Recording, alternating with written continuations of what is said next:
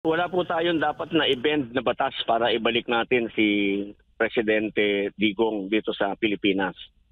Ang kailangan po natin sa kaso ni Presidente Duterte is to apply the law.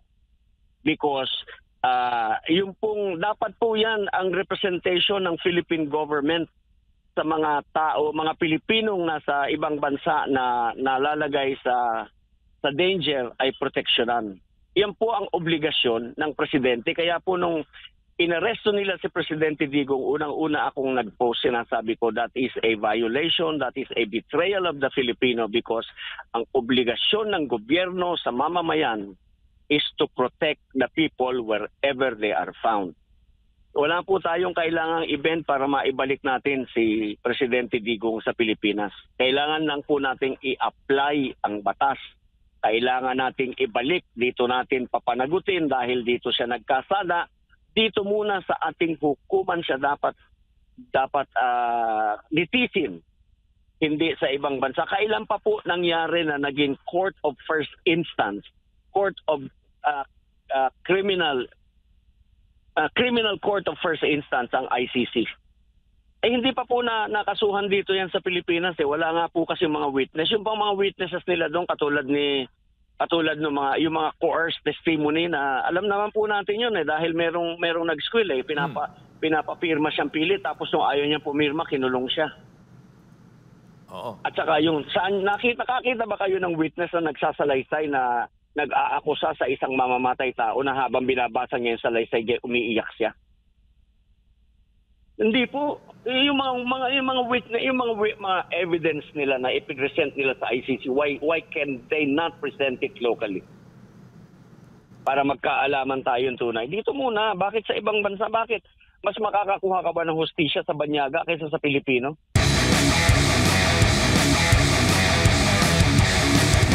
Kaugnay pa rin sa restitution, nabanggit po kahapon ni Senator Erwin Tulfo, and I quote, "Sometimes you have to bend the law in order to please the people."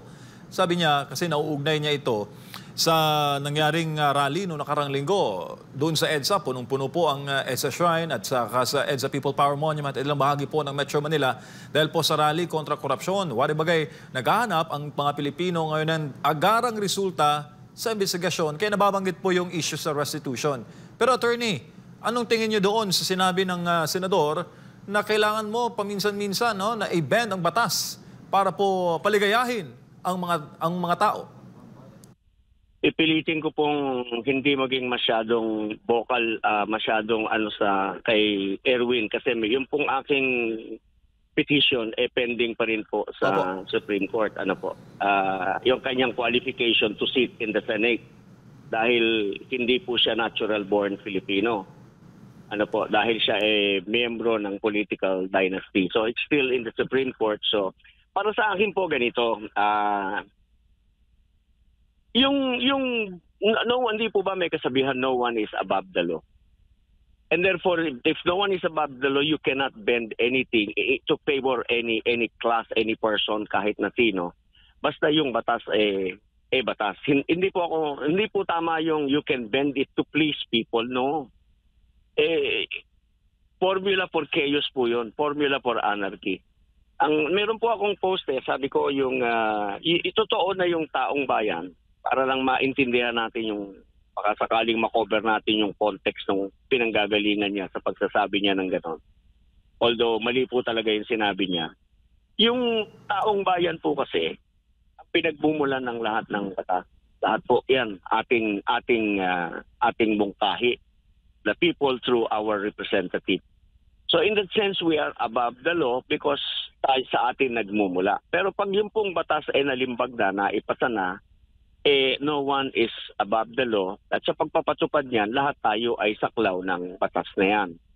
Ganon po. So kung ano po yung batas, kaya nga po nagkaroon ng kasabihan na jura lex sed lex. Kasi yung batas ay batas. Hindi mo pwedeng palipitin. Hindi mo pwedeng baliin. Yung pong nangyari sa EDSA, part pa rin po ng proseso yon ng demokrasya. Pero hindi po ibig sabihin na pagka kayo nagkaganyan, ganyan dami, pwede na ninyong i-violate yung batas because marami kayo and we have to please the people, make them happy, and therefore you violate the law. Hindi po tama yun.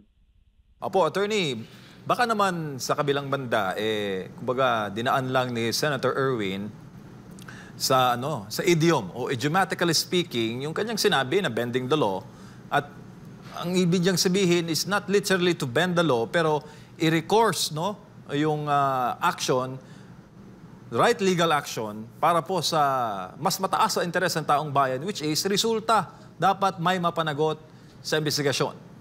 Ilagay po natin doon sa konteksto ng pinag-uusapan nila yung state witness. Doon po yata tayo nagmula na para lamang mapagbigyan si Boying Remulla na masunod na kailangan may restitution muna.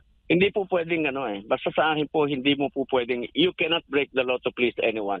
A single person or a group of person or whoever. Basta I do not agree po na tama silang dalawa. Opo, pero nabanggit po ni Senator Tulfo yung kasabihan na Vox Populi Vox Dei, the voice of people is the voice of God. Applicable po ba yan o sa eleksyon lang, attorney?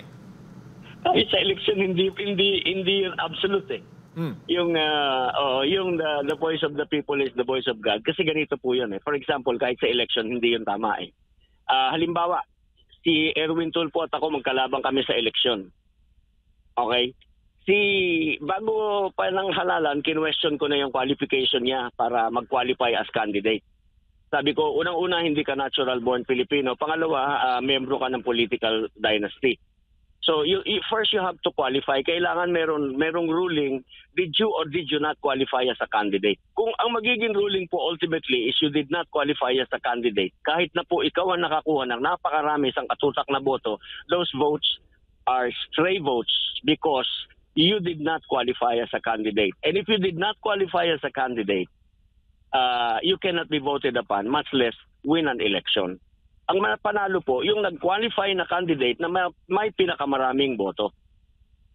Yun. So, Vox Populi, hindi po pwedeng Vox Populi, meron po tayong batas. Pagkatapos Vox Populi, sasabihin mo, itong gusto ng karamihan. Hindi po pwede, anarchy po yun. That's going to result in anarchy that is not going to result in election democracy. Opo. So, hindi po pwede yun.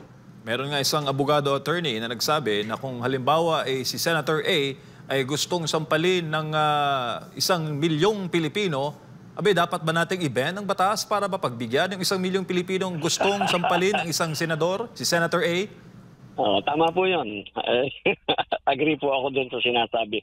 We cannot. Hindi po pwede yung ako nga po lagi kong sinasabi na meron po tayong norms na napag-agrihan, meron po tayong norms na pinasa to protect and guide society. Ganon. Kaya nga po sinasabi ko, there are times when yung ating norms napuput in question. Pagka po hindi yan nasunod, katulad ng halimbawa, katulad yan, ngayon po, if we cannot protect the worst of us, if we cannot defend the best of us, katulad yan, sabihin natin, hindi pwede kasi mga guilty yan, mga diskaya, mga gano'n. Kung hindi natin kayang proteksyonan yung mga diskaya, masasabi ba natin we can defend the best of us kahit na sino pa napaka-brilliant natin? Hindi nga natin na-proteksyonan yung mga, hindi po ba? Opo, at kung bend the law din ang pinag-uusapan, attorney, kung kagustuhan ng taong bayan ang pagbabasihan, why not daw, sabi ng isa nagkukomento, ibalik nila sa Pilipinas si FPRD, mapasurvey man o kahit sa online polls, at kahit magtanong kayo sa kalsada, maraming galit sa pagpapadala kay Tatay Digong sa International Criminal Court. O ba't daw hindi applicable yung bend the law kung bend the law naman daw ang pag-uusapan, attorney? Wala po tayong dapat na i-bend na batas para ibalik natin si Presidente Digong dito sa Pilipinas. Ang kailangan po natin sa kaso ni Presidente Duterte is to apply the law. Because yung pong dapat po yan ang representation ng Philippine government sa mga tao, mga Pilipinong nasa ibang bansa na nalalagay sa danger ay proteksyonan. Yan po ang obligasyon ng Presidente. Kaya po nung inaresto nila si Presidente Digong, unang-una akong nag-post, sinasabi ko, that is a violation, that is a betrayal of the Filipino because ang obligasyon ng gobyerno sa mamamayan is to protect the people wherever they are found. Wala po tayong kailangang event para maibalik natin si Presidente Digong sa Pilipinas. Kailangan lang po nating i-apply ang batas. Kailangan nating ibalik, dito natin papanagutin dahil dito siya nagkasala. Dito muna sa ating hukuman siya dapat litisin, hindi sa ibang bansa. Kailan pa po nangyari na naging Court of First Instance, Court of Criminal Court of First Instance ang ICC? Hindi pa po nakasuhan dito yan sa Pilipinas. Wala nga po kasi mga witness. Yung pang mga witnesses nila doon katulad ng yung mga coerced testimony na alam naman po natin yun dahil merong nag-squill pinapapirma siyang pilit tapos nung ayaw niya pumirma kinulong siya. Oo. At saka yung saan nakita ba kayo ng witness na nagsasalaysay na nag-aakusa sa isang mamamatay tao na habang binabasa niya yung salaysay umiiyak siya? Hindi po. Yung mga witness, yung mga evidence nila na i-present nila sa ICC, why can they not present it locally? Para magkaalaman tayong tunay. Dito muna, bakit sa ibang bansa? Bakit mas makakakuha ka ba ng hustisya sa Banyaga kaysa sa Pilipino? Opo. At pasok yan, kung pinag-uusapan na attorney, yung to please the people, kasi mapasurvey man o kahit magtanong kayo sa kalye, sa bus terminal o doon sa mga barbershop, pag pinag-uusapan yung kaso ng FPRD, to please the people, ibalik talaga dito sa Pilipinas ang dating presidente. Pero magkagayon man, attorney, gaano po ito ka-crucial sa mga kumukuha ng nag-aabuga siya ngayon? Itong issue ngayon ng restitution, itong issue ng bending the law, na maisali sa kanilang pag-aaral itong mga kasalukuyang ganap sa Pilipinas na pinag-uusapan po ang mga batas ng bansa. They just have to apply the law. Yun lang po ang basihan sa bar exams. You apply the law. If you want to earn points, di paliwanag mo yung pros and cons ng ano. Wala yan sa ganito, pero ganon, paliwanag niya. But first, he has to state the law. Ito yung batas, ito lamang ang requirements para mag-qualify ka state witness. Opo. Sa mga kukuha ng bar. Ganon lang po yung kaano-ano. Opo. Attorney, sapat na ho ba itong mga testimonya ng mga contractors o mga dating opisyal ng DPWH na papahayag nga dyan sa Senado para may makulong?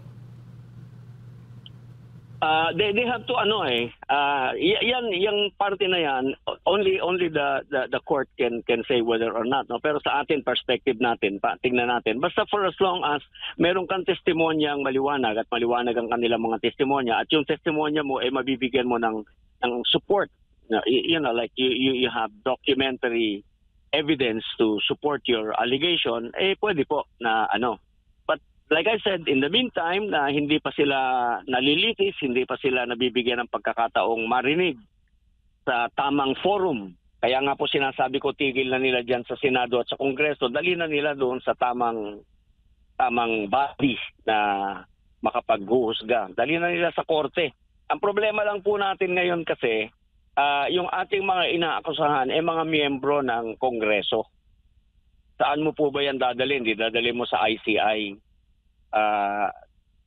Binibihisan pa nila yung ICI so that the ICI can be able to hindi ko pa po nabasa yung ICI kung if it is close with kung pwede mong i-convict sila doon or dadalhin mo pa rin sila sa korte. Sa ang korte mo sila dadalhin, hindi naman pwede sa ombudsman dahil hindi sila saklaw ng ombudsman. If you take them to their ethics committee, eto na naman tayo, para na naman yung political dynasty. They will rule in their favor, not against them. See? So, iyan po yung mga issue na kailangan natin. That is why we need to perpetuate the testimony of the witnesses. Unahin na po natin yun. Kung ayaw natin ilagay sa State Witness Protection Program, let us get their testimonies. Perpetuate na natin yan. At kung tulad nga ng sinasabi po ninyo, attorney, gusto mo lahat ng mga contractors isa ilalim o itong mga witnesses nga dyan sa resource person ng Senado isa ilalim sa Witness Protection Program, posible bang kapag nasa ilalim na po sila ng Witness Protection Program ay absuelto na po sila, hindi na po sila makukulong? Hindi. Protection lang yan para manatili silang buhay. Protection lang po yan so they can testify in court when their testimony is already needed. hindi po ibig sabihin no, na ikaw ay napawalang sala na kasi ikaw ay nasasaklaw na ng Witness Protection Program. You are just being protected by the state para ikaw ay makapagbigay ng iyong testimonya. Opo. Ayan. Attorney, siguro huling mensahe po ninyo sa ating mga kababayan nanonood po ngayon dito po sa telebisyon, sa ating social media accounts. Marami po sila. Wag na po natin silang palakpakan sa kanilang ginagawa sa Kongresong investigasyon at sa Senado. Ang sabihin na lang po natin sa kanila, itigil nyo na yan, arestuhin nyo na yung mga dapat arestuhin. Kayo mismo, yung mga kasamahan ninyo, pwede naman ninyong ipa-aresto na yan at ilagay nyo na rin in protective custody para mapanagot natin sa batas. Kasi yung mga dual citizen dyan, pagka nagka-iipit-ipit na yan, lalayas na yan, pupunta na yan doon sa kanilang isang bansa para sila maproteksyonan ng bansa na yon. Marami po kasi ating mga babatas, mga dual citizens hindi po yun tama dahil that is a circumvention of our Constitution. Mali po yung Anyway, that's another discussion po. So yun lang po, tigilan na po natin yung kasi hindi po yan that is to me also an obstruction of justice because nire-reveal nyo lang yung mga ebidensyang meron sila laban doon sa mga congressman, mga kabaro nila na napapangalanan. Opo. To protect their own. Opo.